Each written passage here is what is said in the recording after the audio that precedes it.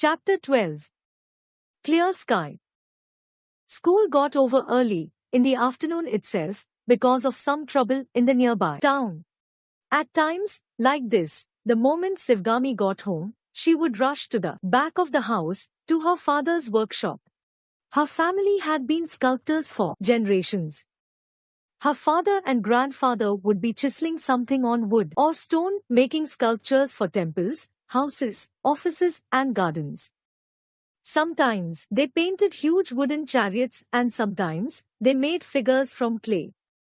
Sivgami longed to touch the chisel.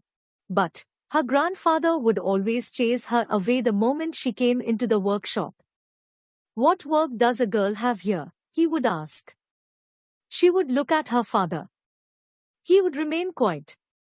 Her mother had explained that girls were not taught how to sculpt because they would marry when they grew up and move away to another family. Then, the secrets of the art would be passed on to that family.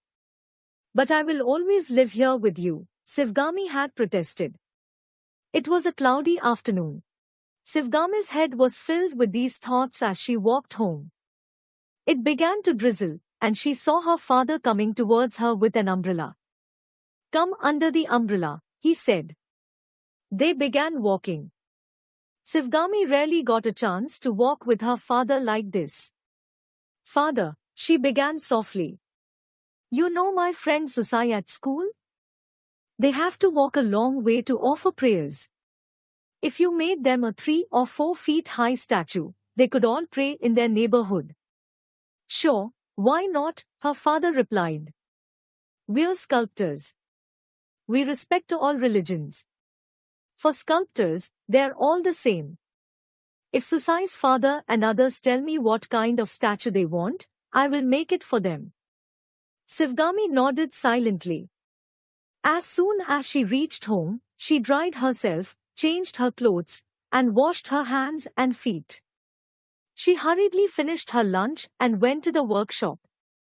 Her father was making a bead necklace on a statue of a woman. Her grandfather was busy chiseling a statue that was on the ground. About 5 or 6 other workers were working too. Sivgami stood and watched. "What are you doing here?" "Go home and study," scolded her grandmother, stopping his work.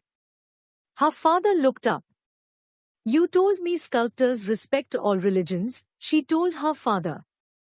"Then why do you show difference between boys and girls?" she asked. Her grandfather looked shocked. "What are you talking about?" he shouted. Her father smiled gently. "Come here," he said. He opened a tool bag and took out a small chisel. He put it into her palm. The chisel felt cold. "I will teach you," said her father. "What nonsense is this? All these new ideas about teaching a girl," her grandfather ranted. "Wait. We should not discriminate between boys and girls." "Let's forget all that," said her father. The others stopped their work and waited to see what would happen next. "Watch me," her father said and continued with his work. Grumbling, her grandfather went back to work. Sivgami began to observe her father. After a while, when she looked up, she noticed the rain had stopped, and the sky was evident with the sun shining bright. Her heart felt light and there was a big smile on her face.